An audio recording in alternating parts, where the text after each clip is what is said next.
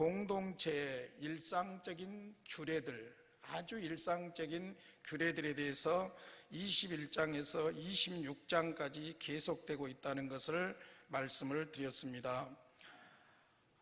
특별히 21장에서 우리가 그 시체를 발견했는데 살인한 자를 발견하지 못했을 경우의 책임에 대해서는 가까운 성읍에서 그 책임을 져야 한다는 것을 보았고, 그 다음에 여자 포로를 아내로 삼을 경우에도 막무가내로 하지 말고 인권을 유린하거나 생명을 함부로 취급해서는 안 되고 오히려 절차에 따라서 아내로 삼아야 된다. 장자의 상속권에 있어서도 내가 이뻐하는 아내가 있고 미워하는 아내가 있을 때에 순리대로 내가 예뻐하는 아내의 아들에게 장자의 상속권을 주지 말고 장자는 장조로서 원리대로 상속권을 줘야 한다. 그래야 가정에 평안이 있기 때문이죠. 이런 부분에 대해서 말씀을 드렸고, 그 다음에 이제 21장 마지막 18절 이하에서 아주 5계명과 관련된 공동체의 기본인 부모의 권위를 무시하고 계속해서 부모에게 폐악을 저지르는 자는 공동체에서 엄벌을 쳐야 된다. 부모와 자녀와의 관계, 그 다음에 하나님과 백성과의 관계, 이것은 하나님의 백성들의 공동체의 아주 기본적인 룰이기 때문에 이것이 무너지면 다른 모든 것이 무너지기 때문에 인정을 두지 않고 이 부분에 대해서는 공동체가 철저하게 다룰 것을 이야기하고 있어요. 그래서 구약 성경에서 특별히 신명기적인 사고는 부모를 함부로 대하는 자는 반드시 죽이도록 하는 엄격하게 다루었어요. 사실 그래서 인륜의 첫 계명이 무너지면 공동체의 모든 계명이 무너지기 때문에 이 부분을 엄격하게 다루었던 것을 볼 수 있습니다. 자, 이제 22절에서 23절까지 쭉 기타 규정들에 대해서 이야기하고 있는데, 22절에서 23절에 보면은 사람이 죽을 죄를 범했을 때에 나무에다 매달아 죽이는 경우가 있단 말입니다. 그것은 바로 율법의 저주를 받은 것이죠. 그래서 여러분 23절에 보면 그 시체를 나무 위에 밤새도록 두지 말고 그날에 장사하여 내 하나님 여호와께서 내게 기업으로 주시는 땅을 더럽히지 말라. 나무에 달린 자는 하나님께 저주를 받았음이니라. 이 말이 아주 중요해요. 갈라디아서 3장 13절 14절에 예수님께서 십자가에서 죽으신 것이 우리의 죄를 속량하기 위해서 죽었다는 이야기를 하면서 갈라디아서 3장 13절에 율법에는 나무에 달린 자마다 저주를 받은 자다. 예수님이 십자가에서 죽으신 것은 바로 우리가 받아야 될 하나님의 공의의 죄의 저주를 예수님이 다 나무에서 감당해 주신 것으로, 이것이 바로 그림자였고 예표였고 실체로서 이제 그리스도께서 그 일을 이루셨다는 것을 말씀하고 있는데, 이것은 비록 죄를 범해서 형벌에 처했다고 할지라도 그 생명, 그 시체 자체를 이렇게 욕되게 해서는 안 된다고 하는, 공동체를 더럽히는 일이 되기 때문에 시체를 욕되게 해서는 안 된다 하는 것이 바로 이 규례라는 것이지요. 자, 그 다음에 이제 22장 1절부터 4절까지 보면은 형제의 생축에 관해서 어떻게 할 것인가, 형제의 같은 동족의 소나 낙이나 말이나 이런 것들에 대해서 어떻게 해야 될 것인가 하는 것을 말씀하고 있는데, 이 부분을 이해하려고 하면은 이미 우리가 레위기, 민수기 계속해서 율법들을 배웠죠. 그런데 레위기서 19장을 한번 펴보십시오. 그 구절을 읽으면 왜 이렇게 해야 되는가 하는 것이 바로 이해가 되기 때문입니다. 레위기 19장 18절. 자, 17절 18절인데 17절 제가 봅니다. 너는 내 형제를 마음으로 미워하지 말며 내 이웃을 반드시 견책하라. 그러면 내가 그에게 대하여 죄를 담당하지 아니하리라. 18절 시작. 원수를 갚지 말며 동포를 원망하지 말며 내 이웃 사랑하기를 내 자신과 같이 사랑하라. 나는 여호와이니라. 자, 다시 한번 거기 자세히 보세요. 원수를 갚지 말아라. 동포를 원망하지 말아라. 내 이웃 사랑하기를 내 자신과 같이 사랑해라. 왜냐? 나는 여호와다. 너희들이 믿는 하나님이다. 그러니까 하나님과의 관계에서 원수를 혹은 동족을 미워해서는 안 된다는 것이죠. 자, 22장 1절로 다시 갑니다. 내 형제의 소나 양이 길 잃은 것을 보거든 못 본 채 하지 말고 너는 반드시 그것들을 끌어다가 내 형제에게 돌릴 것이요. 여기서 중요한 말은 못 본 채 하지 말라는 말이 계속 나옵니다. 소극적으로 피하지 말라는 거예요. 적극적으로 형제 소나 양이나 나귀가 길을 잃었을 때는 못 본 채 하지 말고 반드시 그것들을 끌어다가 형제에게 돌려라. 그 다음에 2절 내 형제가 내게서 멀거나 또는 내가 그를 알지 못하거든 그 짐승을 내 집으로 끌고 가서 내 형제가 찾기까지 내게 두었다가 그에게 돌려줄지니라. 무슨 말이냐면은 먼데 다른 동네 사람의 것이라고 할지라도 그것을 보관했다가 그 형제가 오면 돌려주도록 그렇게 적극적으로 명령하고 있죠. 3절 낙이라도 그리하고 의복이라도 그리하고 형제가 잃어버린 어떤 것이든지 내가 얻거든 다 그리하고 못 본 채 하지 말 것이며, 여기서 또 못 본 채 하지 말라는 말이 나옵니다.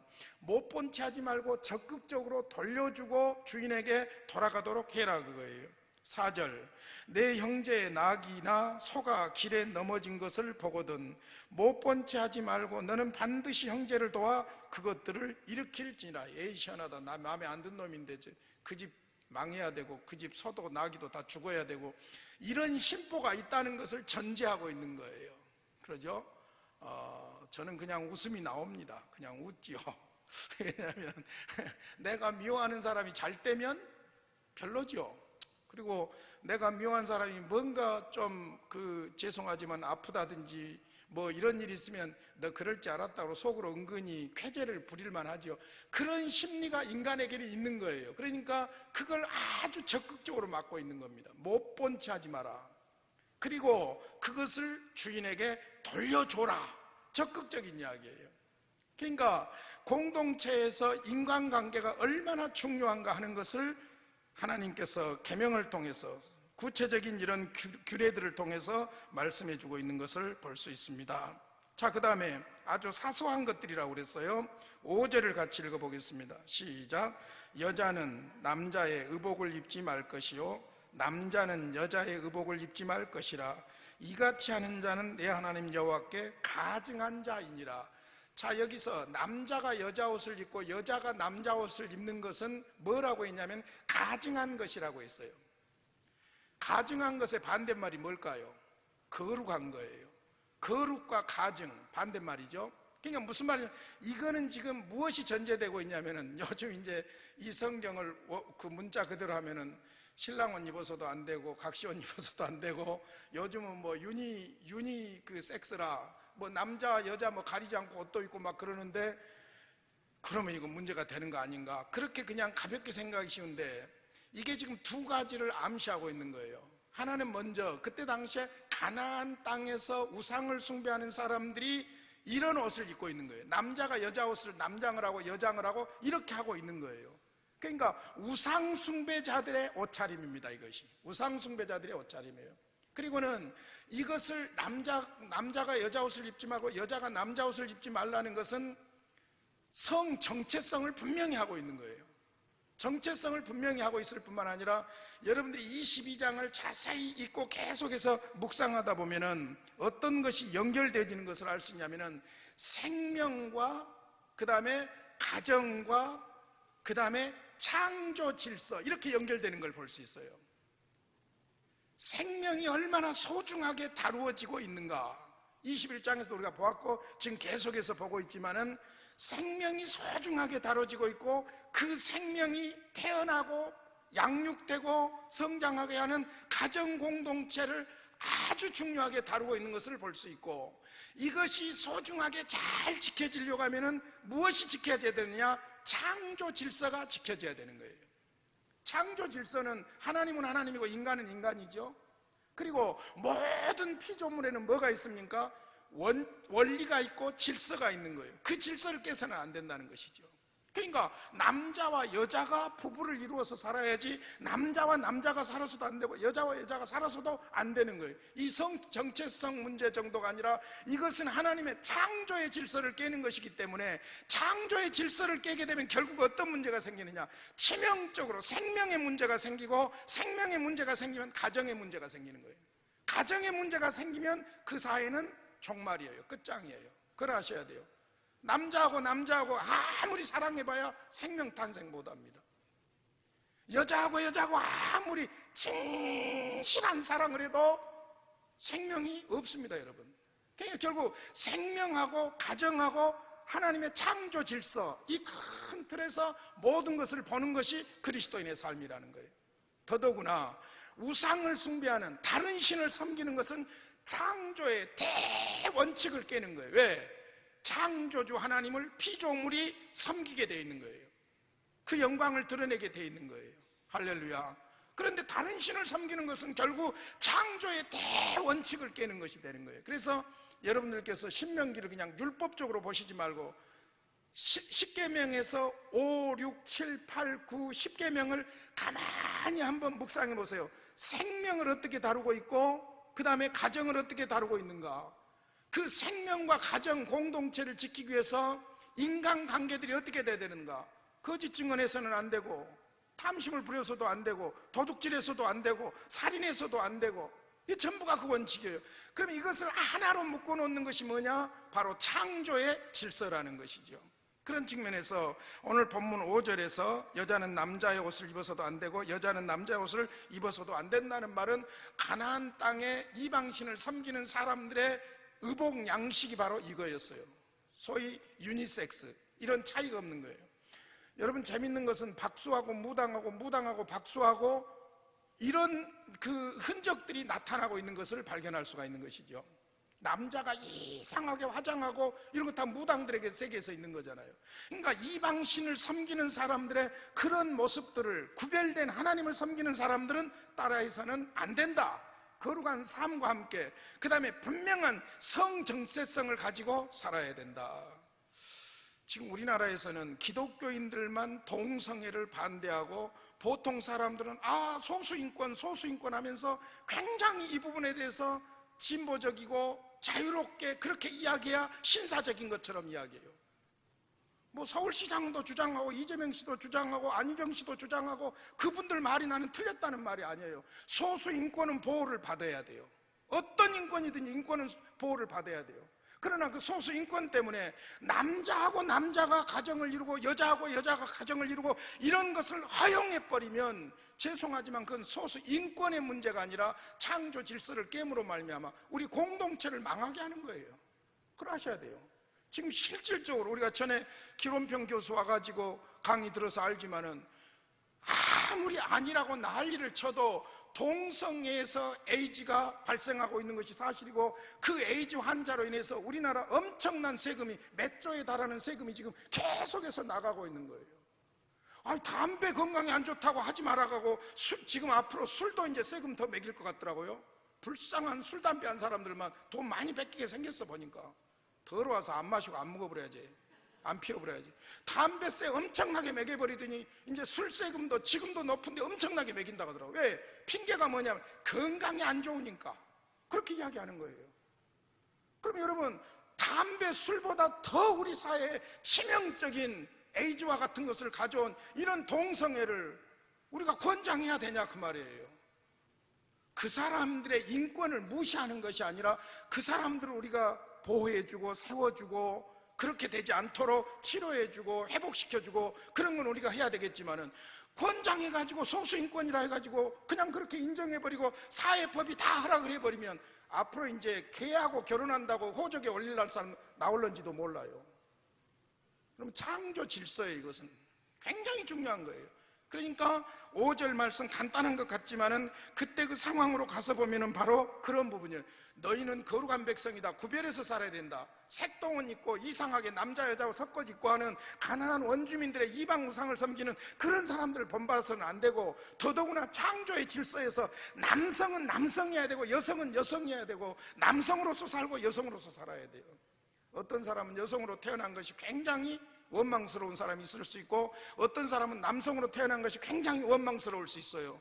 그러나 여러분, 아니에요. 하나님께서 나를 남자로 태어나게 하고 나를 여자로 태어나게 한 그 분명한 섭리를 알게 되면 우리가 그 나름대로 즐겨야 할 줄로 믿습니다. 할렐루야. 내가 여자면 어쩌겠어요?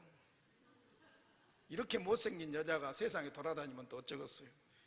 나는 그냥 나대로 감사합니다. 할렐루야. 자, 그 다음에 이제 6절부터 보면은 아무것도 아닌 것 같지만 창조 질서라는 관점으로 성경을 보면 이제 풀리는 거예요. 자, 6절부터 7절까지 같이 읽어보겠습니다. 시작. 길을 가다가 나무에나 땅에 있는 새의 보금자리에 새 새끼나 알이 있고 어미새가 그의 새끼나 알을 품은 것을 보거든 그 어미새와 새끼를 아울러 취하지 말고 어미는 반드시 놓아줄 것이요 새끼는 취하여도 되나니 그리하면 내가 복을 누리고 장수하리라. 이건 복을 누리고 장수한다는 말은 하나님이 복을 주신다는 개념도 있지만은 창조 원리를 잘 지켜나갈 때에 우리가 안전하고 건강한 삶을 살 수 있다는 거예요. 자, 예를 들어서 어미도 먹어불고 새끼도 먹어불고 알도 먹어불고 다 먹어버리면 나중에 그 새의 고기를 우리가 먹겠어요? 못 먹겠어요? 먹을 수가 없죠. 지금 이 땅에 수많은 동물 종이 다 사라졌어요. 여러분, 다 사라졌어요. 그렇게 쌓아놓은 뱀도 거의 사라져가고 있고 그러죠. 독을 가지고 있는 그런 것들도 사라져요. 독종 인간만 살아가지고 지금 온 세상을 시끄럽게 하고 있는데 모든 동물들이 사라져가고 있어요. 그러니까 창조의 원리에서 사실은 그래요. 어미만 잡든지 새끼만 잡든지. 근데 여기서 하는 말은 어미를 두고 새끼나 알은 취해서 먹어도 좋다는 거예요. 이미 노아 홍수 이후에 소위 그 육고기를 허락했잖아요. 하나님께서 고기 먹는 걸 제약시하지 마세요. 여러분, 우리가 식물로 주신 것이니까 그건 우리가 제약시할 필요가 없어요. 그러나 우리가 자연환경 같은 경우도 생각해 봐야 돼요. 환경, 우리가 이렇게 과학적으로 발달하고 하면서 육고기 소비량이 엄청나가지고 사실은 그 키우는 소들이 낀 방귀가 지금 뭡니까? 지구온난화하고도 무관하지 않는 거예요. 그리고 사람들이 너무 많이 살다 보니까 지구 바닥에 있는 물을 계속해서 퍼올려서 지하수를 쓰고 먹고 하다 보니까 지구의 온난화의 원인이 되고 있던, 과학적으로 다 밝혀지고 있는 것들이에요. 그러니까 모든 것이 지나치면 문제가 있는 것인데요, 어찌됐든 어미는 살려둬야 그 어미가 또 알을 낳고 새끼를 낳고 병아리를 키우고 그렇게 또 먹고 살고 그러죠. 근데 뭐 지금 우리가 먹는 달걀들도 보면은 닭이 아니고 알 낳기 위해서 그냥 갇혀가지고 먹다가 알 낳고 먹다가 알 낳고 그러다가 죽고 이렇게 지금 키우고 그러잖아요. 아주 무자비하게 그런 경우들이 있죠. 그래서 이런 문제들이 상당히 자연적으로도 문제가 있는 것을 발견할 수 있는데, 어찌됐든 창조의 원리대로 어미를 놓아줘야 그 다음에 계속해서 새끼를 낳고 해서 창조의 질서가 이어질 것을 말씀하고 있는 것이죠. 자, 그 다음에 8절에 보면 재밌는 말씀이 있어요. 내가 새 집을 지을 때에, 새 집이 아니라 새 집이에요. 우리 새 집, 우리가 사는 새 집, 새 집을 지을 때에 지붕에 난간을 만들어 사람이 떨어지지 않게 하고 그 피가 내 집에 돌아갈까 하노라. 자, 여기서는 아주 중요한 것이 내 집이니까 내가 마음대로 한다가 아니라 내 집 주변에 사는 사람들의 생명과 안전을 장치를 하라는 거예요. 장치를 하라는 거예요. 예를 들어서 내 땅인데 낭떠러지가 있는데 펜스를 치지 않아가지고 혹은 펜스가 약해가지고 그 펜스에 기댔다가 넘어져서 사람이 죽으면 그 사람 책임인 거잖아요. 그러니까 내 이기적인 삶이 아니라 항상 다른 사람의 생명과 다른 사람의 삶을 배려하는, 타인의 안전을 배려하는 것이 거룩한 하나님의 백성들의 삶이라는 것이죠. 그 다음에 9절부터 11절까지도 사실은 이것도 창조의 원리예요. 섞지 말라는 거예요. 두 가지로 섞지 말라는 거예요. 사실 창세기 1장에 보면 하나님께서 천지만물을 창조하실 때 어떻게 했습니까? 각기 그 종류대로예요. 종류대로. 그러니까 사실은 이것은 순수성, 거룩성, 그 다음에 창조의 질서, 이런 것들을 말하죠. 신앙적으로는 사실 혼합하는 것이 좋은 것 아닙니다. 혼합하는 것이 좋은 거 아니에요. 그래서 종교도, 다원주의는 이건 아주 안 좋은 거예요. 차라리 하나님만 믿든지 안 믿든지 해야지 이것저것 다 믿으면 어떤 것이 복될지 모른다. 그건 아주 악한 거예요. 창조 원리에서 벗어나고 있는 거예요. 마찬가지로 우리가 그 인류 역사를 보면은 그 식량난이 엄청나게 문제가 됐고, 인구가 많아지면서 멜서스의 인구론에 보면은 반드시 인구가 많아지면서 식량난에 부딪히게 될 것이다 그랬는데, 놀랍게도 지금 식량난에 부딪히지 않게 된 거예요. 그건 뭐 때문이냐면은 인간의 지능이 발달하면서 두 가지를 발견한 거예요. 하나는 뭐냐? 종자 개발을 하는 것이고, 하나는 비료라는 것을 만들어낸 거예요. 그게 똑같은 땅인데도 많은 것을 생산할 수 있도록 비료라는 것을 만들어낸 거예요. 그러다 보니까 다량 생산, 그 다음에 땅을 막 개간하게 되고, 그러다 보니까 식량난이 올 줄 알았는데 멜서스의 인구론대로 한다고 하면은 그 인구가 많아지면서 인류는 이미 종말이 왔어야 돼요. 근데 종말이 오지 않았어요. 그것을 타개하는 이런 방법들이 개발되었기 때문이라고 볼 수 있죠. 그러나 두고 계속해서 사실은 먹는 문제, 마시는 문제, 이게 우리의 영원한 숙제가 될 수, 사는 날 동안은 숙제가 될 수밖에 없는 거예요. 그런데 이것을 자꾸 섞다 보니까 어떻게 됩니까? 지금 MOU라든지 하는 이런 소위 유전식품 같은 것이 보통 문제가 아니잖아요. 보통 문제가 아니잖아요. 예를 들어서 사과 같은 경우도, 사과나 배 같은 경우도 진짜 아는 분들은 배 큰 거 먹지 말아 가더라고요. 그 인공적으로 막 그 약물 투입해 가지고 키워놓은 것이기 때문에 그거 먹지 말라고 하더라고요. 옛날에 자연이 오염되지 않았을 때의 사과 하나하고 지금 자연이 오염된 상태에서의 사과 하나하고는 그 열량이나 질이 완전히 다르다는 거예요. 근데 사실 우리가 인간이 굉장히 지혜로워 가지고 뭐 그냥 엄청난 수학을 내고 막 이런 것을 이야기하고 있지만은 사실은 창조의 질서를 깨놓으면 어떤 문제가 오냐면 우리가 오히려 생명에 위해를 당하게 되고 역습을 당하게 된다는 거예요. 더딘 것 같고 어리석은 것 같지만은 우리가 생산에 있어서도 창조의 질서를 지켜나갈 때 우리 생명은 오히려 더 그만큼 안전하다는 거예요. 그러니까 이것도 바로 창조의 원리에서 혼합주의, 이건 해서는 안 된다는 것이죠. 그 다음에 12절로 가서 보면은 너희는 너희가 입는 겉옷에 내 귀에 술을 만들지니라. 왜 이렇게 했을까 생각이 되어지는데, 이건 뭐냐면은 하나님의 백성이라는 표시가 어디에서 나타나냐면 의복에서 나타나는 거예요. 의복에서. 사실 그렇잖아요, 여러분. 목사 그러면 무엇이 떠오릅니까? 가운, 그러죠? 의사는 의사 가운, 간호사는 간호사 가운. 그러니까 그 옷이 그 신분을 드러내죠. 그러니까 하나님의 백성들, 이스라엘 백성들은 하나님의 백성이라는 표시가 뭐냐? 옷마다 끝에 술을 다는 거예요. 술을 다는 거예요. 그 술을 달아서 우리가 레위기에서 이미 공부했지만은 백성들이 일상생활에 옷을 입고 활동을 하잖아요. 옷을 입고 활동하면서 술을 볼 때마다, 흔들리고 있는 술을 볼 때마다 무엇이 생각납니까? 하나님이 하신 말씀이 생각나고, 하나님이 하신 말씀이 생각나므로 그 말씀대로 어떻게 합니까? 순종하게 되고, 이런 이중 효과가 있는 거예요. 하나님의 백성으로서의 정체성이 옷을 통해서 드러날 뿐만 아니라 술을 만들어라, 반드시 술을 만들어 달아라, 이 하나님의 말씀을 기억하면서 말씀대로 순종함으로 하나님의 복을 누리는 그런 백성의 삶이 되는 줄로 믿습니다.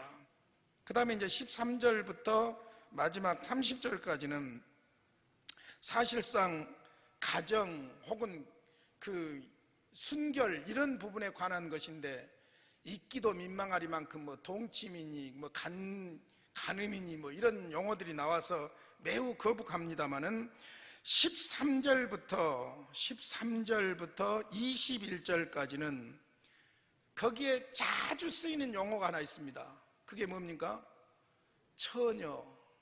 처녀라는 단어가 계속 쓰입니다. 소위 혼전 순결에 대해서 이 처녀냐 아니냐 하는 문제 가지고 심각하게 다루고 있는 거예요. 요즘 사람들은 상관도 없는 이야기, 그러죠? 상관도 없는 이야기. 근데 하나님의 백성들이 이게 굉장히 중요한 문제였어요.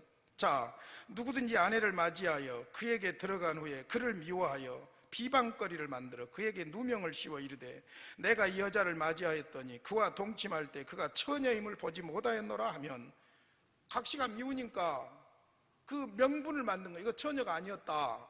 그 명분을 만든 거예요. 그러면 그 처녀의 부모가 그 처녀의 처녀인 표를 얻어가지고 그 성문 장로들에게로 가서, 성문 장로들은 그 성읍을 다스리는, 말하자면 그 제사장 또 판관들, 그런 사람들 말하죠. 공공성을 말해요. 객관적인, 요즘으로 보면 법적인 재판을 의미하는 것이죠. 처녀인 표는 어떻게 하는 것인지 그런 것까지 내가 다 말해야 된다면 산부인과 의사할 것이고, 16절, 처녀의 아버지가 장로들에게 말하기를 내 딸을 이 사람에게 아내로 주었더니 그가 미워하여 비방거리를 만들어 말하기를 내가 내 딸에게서 처녀임을 보지 못하였노라 하나 보라 내 딸의 처녀의 표적이 이것이라 하고 그 부모가 그 자리 옷을 그 성읍 장로들 앞에 펼 것이요. 자리 옷이 증표인 것 같아요. 몰라요. 그 이상은 나도 뭐 물어보려고 하지 마세요. 자세히는 모르니까. 자리옷을 그 증표로 보이는 거예요. 그 다음 18절, 그 성읍 장로들은 그 사람을 잡아 때리고 공적으로 재판을 하는 거예요. 형을 가하는 거예요. 이스라엘 처녀에게 누명을 씌움으로 말미암아 그에게서 은 100세겔을 벌금으로 받아 여자의 아버지에게 주어 그 여자는 그 남자가 평생에 버릴 수 없는 아내가 되게 하려니와.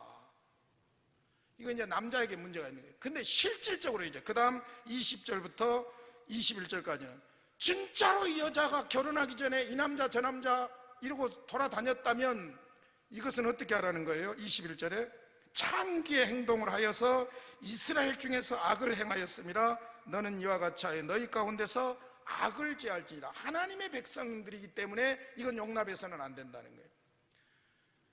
여러분 이거 잘 한번 생각해 보세요. 구약에 그냥 율법이다 그렇게 넘어가지 말고 잘 생각해 보세요. 하나님께서 우리의 안전과 행복을 위해서 가정을 얼마나 소중하게 다루고 있는지. 가정의 출발은 부부로 시작되는 거예요. 근데 그 부부의 무엇에서 시작이 되느냐? 신뢰에서 시작이 되는 거예요. 근데 그 신뢰가 성적인 데서 무너지면 그 무엇보다도 가장 큰 문제의 원인이 거기에서 나오게 되는 거예요. 다른 건 또 이해하고 넘어갈 수가 있어요. 그런데 지금 온 세상이 음란한 세상이 돼버렸어도 이건 용납이 안 되는 것이지만은 그때 당시 상황으로 이것은 절대로 용납이 안 되는 거예요. 그런데 용납해서는 안 되는 이유가 뭐냐면 그래야 가정이 순결하게 지켜지고, 가정이 순결하게 지켜져야 우리 사회 공동체가 안전하게 생명을 낳고 기르고 유지하며 살아갈 수 있는 줄로 믿습니다. 할렐루야. 그래서 사실은 성적 순결에 대해서 이 처녀라는 말을 계속 이야기하고 있는 거예요. 처녀. 이 부분이 중요하다는 것이죠. 그 다음에 이제 22절부터는 22절 한 절이죠. 성적으로 불성실한 경우 어떤 남자가 유부녀와 동침한 것이 드러나거든 그 동침한 남자와 그 여자를 둘 다 죽여 이스라엘 중에서 악을 제할지니라. 거룩한 하나님의 백성들에게서 이 공동체 이걸 용납하지 말라는 거예요. 유부남 유부녀 겁나게 엄청난 말입니다. 유부남 유부녀예요. 돌로 쳐 죽이라는 거예요. 이건 왜 그러느냐? 완전 이건 가정을 파괴하는 거예요. 가정을 파괴하는 행위 때문에 이건 용납해서는 안 된다는 거예요. 그 다음에 23절부터 쭉 보시면 처녀인 여자가 남자와 약혼한 후에 어떤 남자가 그를 성읍 중에서 만나 동침하면, 자, 성읍 안에서 간통이 이루어지는 경우하고 들에서 간통이 이루어지는 경우예요. 성읍에서 간통이 이루어진 경우는 사람들이 주변에 있기 때문에 소리 지르면은 그걸 막을 수 있는데 여자가 소리를 지르지 않았으니까 여자에게 문제가 있다는 거예요. 그러나 들에서 이것이 문제가 생겼으면, 간통죄가 성립이 되었으면은 여자가 소리를 질러도 소용이 없으니까 이건 남자에게 책임이 있다는 거예요. 얼마나 명쾌하고 객관적입니까? 그래서 27절, 남자가 처녀를 들에서 만난 까닭에 그 약혼한 처녀가 소리질러도 구원할 자가 없었음이니라. 그 다음에 이제 28절로 29절까지는 만일 남자가 약혼하지 아니한 처녀를 만나 그를 붙들고 동침하는 중에 그 두 사람이 발견되면 그 동침한 남자는 그 처녀의 아버지에게 은 50세겔을 주고 그 처녀를 아내로 삼을 것이라. 그렇게 했으면 책임을 져야 된다는 거예요. 책임을 져야 된다는 거예요. 짐승도 아니고 여기저기 그냥 무책임하게 성적으로 부정하게 돌아다녀서는 안 된다는 것이죠. 평생에 욕보였기 때문에, 처녀를 욕보였기 때문에 평생에 그를 버리지 못한다. 걸렸어. 걸렸어. 살아야 돼. 그거예요. 그 다음에 이제 30절에서는 있을 수 있는 가능성들을 다 배제하고 있는 거예요. 소위 말하자면 아버지의 첩인 경우 자식하고 나이 차이가 없을 수가 있어요. 그럴 경우 간통해서도 안 될 뿐만 아니라 아내로 삼아서도 안 된다. 이건 절대로 안 된다는 거예요. 절대로 안 된다는 거예요. 가족의 위계가 무너지는 것이기 때문에. 이건 구약의 율법에서 막고 있는 거예요. 근데 여러분, 구약의 역사서를 쭉 읽어가 가다 보면 이런 일이 생겨나요? 안 생겨나요? 다윗 집안에서도 생겨나요. 이런 일들이. 이 성적이라는 것은 무시무시한 그 욕망을 가지고 있는 것이기 때문에 늘 경계선을 넘어버리려고 하는 것이 있어요. 경계선을 넘어버리려고. 근데 그게 바로 가족 공동체를 비참하게 만드는 것이고 결국 사회 공동체를 비참하게 만드는 결과를 가져온다. 자, 21장에서부터 계속해서 매우 사소한 일상적인 생활의 법규들을 이야기하고 있는데, 이 일상적인 생활의 법규들에서 하나님이 중요하게 여기고 있는 것이 무엇이냐? 첫째, 생명이에요. 생명. 이 생명은 내 생명과 함께 다른 사람의 생명, 소위 다른 사람의 인권, 이런 것들을 배려하는 것을 말하는 거예요. 이것이 잘 보존되기 위해서는 가족 공동체가 깨끗하게 보존돼야 돼요. 그러기 위해서 여러분 22장에서는 아주 길게 다양하게 구체적으로 성적인 순결에 대해서 설명하고 있는 거예요. 이게 무너지면 가정이 무너지는 것이고, 가정이 무너지면 결국에는 그 생명이 보호를 받지 못하기 때문에 그렇게 말씀하고 있는 거예요. 자, 이것을 위해서 가장 중요한 것이 뭐냐? 창조 질서를 지켜야 된다는 거예요. 요즘 저는 미국의 뉴스를 들으면서 미국도 이제는 그 영광이 끝나가고 있지 않는가, 그 생각이 들어요. 트럼프가 자국 이익을 위해서는 이민도 받아들이지 않겠다. 심지어는 원정 출산도 받아들이지 않겠다. 국제적으로 공헌하는 일에 미국이 엄청난 돈을 썼는데 이제는 국제에다 내놓은 기금도 40%를 깎아버리겠다. 미국이 가서는 안 될 길로 지금 가고 있는 것 같아요. 영적으로 볼 때. 여러분 잘 아시다시피 미국이 위대하게 된 것은 2차 대전에 승리하면서 세계의 각 나라의 자유를 지켜주고, 그 자유를 지키기 위해서 투자하고 돈을 쓰고 사람들을 파송하고 선교사들을 파송하고 군인을 파송하고, 그래서 세계 평화를, 자유를 지키는 그런 세계 경찰국과 같은 역할을 했기 때문에 미국이 복을 받은 거예요. 그리고 미국 사람 중에 이민 안 온 사람이 누가 있어? 한번 나와보라게요. 미국 사람 중에 이민 안 온 사람이 누가 있냐고. 근데 이제 이민을 못 오게 하겠다는 거예요. 물론 테러를 방지하고 무슬림들의 그것을 막는 것까지는 좋아요. 그러나 미운 파리하고 예쁜 파리는 구별은 해야 돼. 그러죠. 그리고 목욕하고 물 더럽다고 아이까지 버려보면 안 돼. 목욕물만 버려야지. 그러잖아요. 어디서나 악은 있고 선은 있는 거예요. 그런데 선을 위해서 악을 전부 수용해버리면 안 된다는 것이죠. 모르겠어요. 저는 그런 생각이 자꾸 들어요. 미국이 위대한 것은 세계를 위해서 헌신했기 때문이에요. 이민자들이 모여와서 자유롭게 일하고 일한 대로 수입이 있고, 그 수입에 의해서 나도 행복하게 살 수 있는 꿈의 나라가 바로 미국이었어요. 그러니까 흑인들도 가가지고 대통령도 되고 그랬잖아요. 그것이 미국의 위대성이에요. 그런데 미국이 이제는 어떻게 하고 있느냐? 철저하게 자국 이기주의로 해가지고 세계 자유고 뭐고 다 필요 없는 것이고, 미국의 공장들도 혜택 받으려면 다 미국으로 들어와라 그것이고, 전부 자국 위주로 가고 있는 거예요. 그러면 결국 죄송하지만은 하나님께서는 그럴 거예요. 너희는 그 사이즈만큼 살아라 그래요. 여러분, 미국이 혼란이 오면 어떤 문제가 생긴 줄 아세요? 저는 미국을 가끔 이렇게 가보니까 느끼는 것인데요. 미국이 연방국이잖아요. 연합국이잖아요. 유나이티드잖아요. 51개 주여요. 한 개 주가 한 나라보다 커요. 만약에 미국이 이런 식으로 자꾸 이기적으로 가게 된다면요, 미국 51개 나라로 안 나눠진다는 보장이 없어요. 증거를 대드릴까요? 구소련이 그렇게 나눠졌잖아요. 지금 구소련이 지금 다 그렇게 나눠져 버렸잖아요. 소비에트 연방이. 미국도 죄송하지만은 간단해요. 각 주가 나라가 되는 건 간단해요. 각 주마다 법이 달라요. 죄송하지만은. 그렇기 때문에 얼마든지 그건 나눠질 수가 있다고 봐요. 그래서 요즘 미국 사람들이 트럼프를 세워놓고 자국 이주, 백인 이주 막 이것을 좋아하고 있는데, 그게 좋아할 것이 아니고 미국이 망하는 길로 가고 있다. 나는 그렇게 생각을 하고 있어요. 여러분 잘 생각해 보세요. 오늘 본문 말씀에서 하나님께서 생명을 얼마나 소중하게 여기는가. 생명은 내 생명만 소중한 것이 아니라 네 생명도 소중한 거예요. 집을 짓더라도 나만 안락하게 살려고 하지 말고, 바리케이트 쳐놓고 나만 편하게 넓게 살려고 하지 말고, 혹시 내 집으로 인해서 다른 생명이 위협을 받지 않을까 난간도 만들어야 되고. 할렐루야. 그래서 내 생명과 다른 사람의 생명, 내 인권과 다른 사람의 인권, 그리고 우리가 이런 것들을 유지하기 위해서 가장 소중한 가정 공동체를 위해서 지켜야 될 것이 성적 순결이에요. 성적 순결이에요. 여러분 아무리 세상이 험하라고 할지라도 우리 자녀들에게 성적 순결을 가르쳐야 돼요. 어찌됐든 가정답게 잘 지켜나가야 그게 인생의 성공이지, 이거 깨지면 문제가 있는 거예요. 그런 측면에서 오늘 하나님께서 신명기 22장을 통해서 이스라엘 2세 국민들이 가나안 땅에 들어가서 살 때에 사소한 생활의 법규들 중에서 생명과 가정, 그리고 그 공동체, 그리고 그것을 유지하기 위해서 창조의 질서를 지켜가는 것이 얼마나 중요한가. 할렐루야. 눈을 크게 뜨시기를 바랍니다. 그리고 가슴을 넓게 여시기를 바랍니다.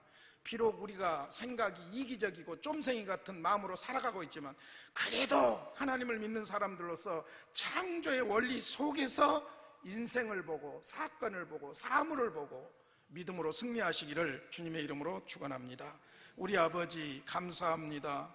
오늘 또 말씀을 통해서 말씀해 주시니 감사합니다. 생명의 소중함을 알게 하여 주시옵시고, 아버지 하나님 가정의 소중함을 알고 지켜가게 하여 주시옵시며, 내 생명과 다른 사람의 생명, 내 순결과 다른 사람의 순결, 내 재산과 다른 사람의 재산 다 소중하게 여기며 창조의 질서를 존중하고 믿음의 질서를 따라 살게 해 주시옵소서.